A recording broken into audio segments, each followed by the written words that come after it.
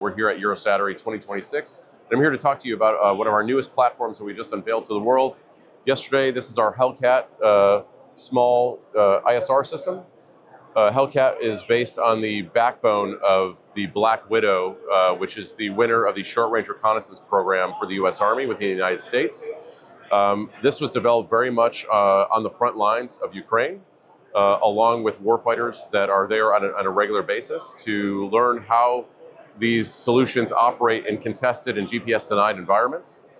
We've designed the system to be really modular open system architecture, very much open enough to be able to integrate as many different types of technologies as possible based on customer needs, wants, and desires.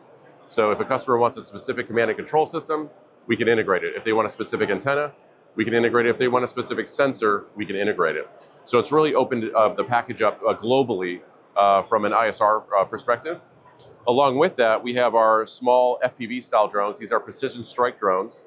And the whole point of this is to form a sensor-to-shooter kit, a warfighter kit, where they combine both the ISR aspect of a Hellcat or Black Widow, along with our FPV precision strike drones, to create a low-cost tactical kill chain kit.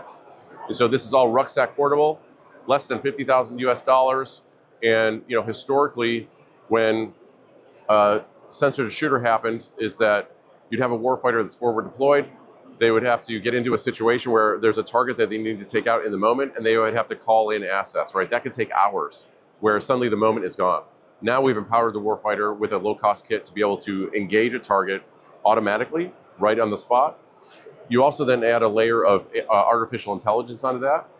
We partner with a lot of different companies to add AI to our systems.